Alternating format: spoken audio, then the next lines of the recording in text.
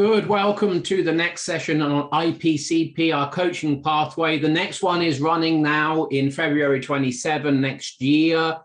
These videos to support you in understanding why you should be joining that.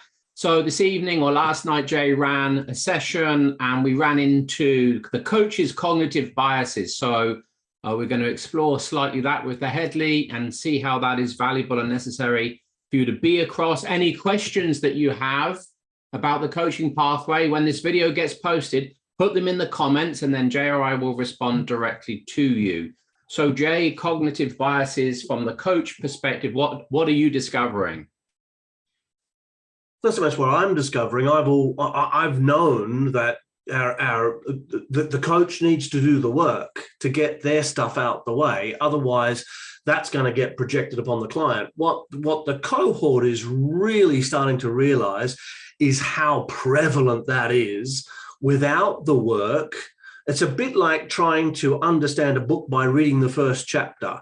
You can't understand the whole book. You can't go deeply into it. So a lot of coaches think they know themselves.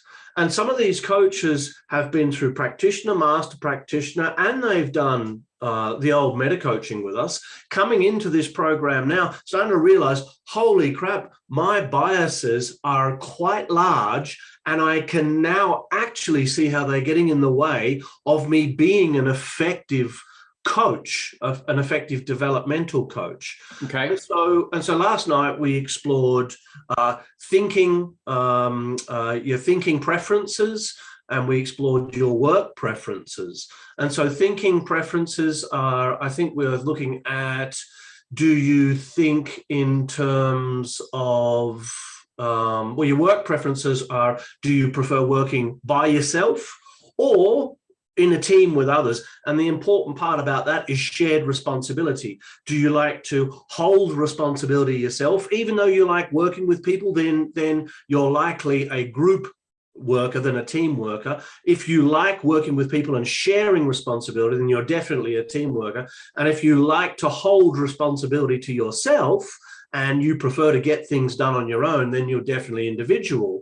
And so, we had lots of people who were team oriented, and lots of people who are extremely independent, individual oriented. Well, that's not really going to work for coaching. And as we explored that, people's faces and chins begin to drop, because it's like, oh, that's really getting in my way. I like to have responsibility. I don't like it to be shared between the client and myself. Well, that's going to facilitate over responsibility 101. And so the coach is going to start being responsible for the client. They're going to start thinking about what the client wants, how they want it. Am I delivering it? All that stuff's going to be going through their head time and time again. In the thinking, let's interrupt the monologue. So, what's a cognitive bias, and what's showing up? Enjoy a smile. And how is that different to it just being a cognitive intention? What's the variable? So it becomes a bias when it becomes a driver. And so it becomes a driver when there's a high score in one or both of the cognitive intentions, or if there are 3 cognitive intentions in a category, then across all 3. Then the category becomes a bias. Then it's a cognitive category bias, which is off the scale. Then it's part of your identity. It's part of your personality structure at that point.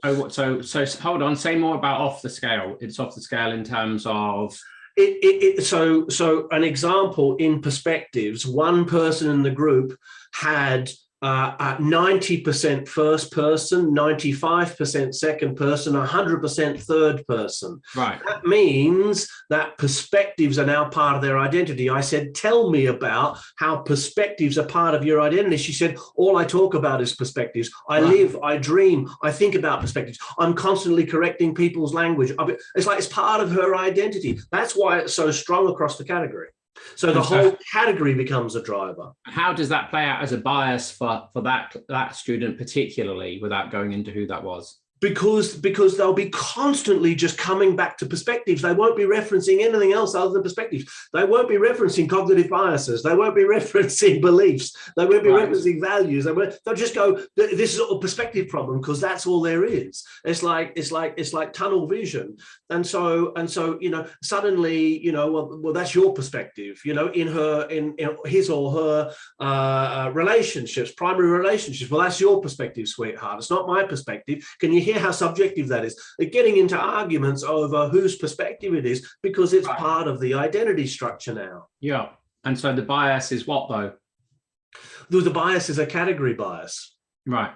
Yeah. Whereas if a person had a bias for second person perspective, and their score in second person perspective was 60%, and their score in first and third person perspective, let's say, was 25-30%, then second person perspective becomes a driver. Therefore referencing what you think other people are thinking and referencing what you think other people are feeling becomes a driver bias for you. Sure. Good. Okay. And and how is the course helping with that for the student? As we go deeply into each of the biases, the students are seeing not only how the bias runs for them, but we're having individual and collective coaching conversations where everybody's invited into the process. So I'll coach somebody to their bias by asking, what's the positive intention of the bias? How does it serve you? How does it not serve you? Really simple questions. As you sit back, do you have permission to be able to expand your thinking to include the other perspectives, to include the other views within that category? Stuff like that. But then we'll slow it down. And we'll go, what question would you ask here across the cohort? If you were this person, what's coming up for you? Who else has this bias? Right, what's coming up for you as I'm asking Bob these questions? What's coming up for you? What's coming up for you? What's coming up for you? What's coming up for you? And they're sharing, and that person who I'm coaching then's going, that's exactly what's happening for me. Oh my God, what that person said. And so we're collectively learning off, like in a group and team coaching experience, about these biases and how they play out, not only for the person who's being coached or the people who are involved, but also my partner does that. Oh my God, my partner says I do that. So awareness of these biases, unless you're aware of them, you're going to be projecting them onto your client unconsciously, which means you're outside of your awareness, and it seems as though you're being unbiased. But your thinking patterns are directing the very fabric of your thinking, and therefore the fabric of the experience of the coachee who may not share those biases.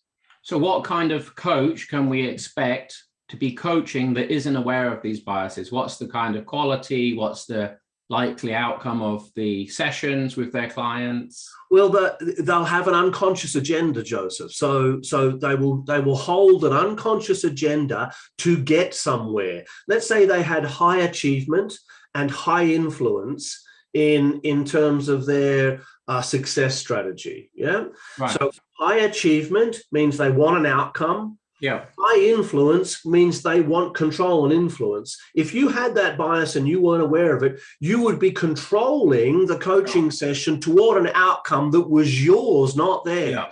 Yeah. And you're not even going to know you're doing it. Yeah. And so I did it. A client once stood up at the end of a coaching session. He looked at me and he said, "Stop trying so fucking hard." Right. He left and never came back. It was the lesson for me that I was holding an agenda. It took me about 2 years to see it, but as I just held on to that, held on to it, it came to me like, that's what was going on. Here's me driving the session with my biases. That kind of thing's going to happen. So as you can hear from our sharing here, we're very keen and we are very invested in making sure that as a coach, and particularly as an accredited coaching room coach, you're across a really clean, pure, and systemic approach to coaching. If that interests you, drop your questions in the comment section, or just really easy, come book on the course for next year, see Harriet. That's it from us. Till next time.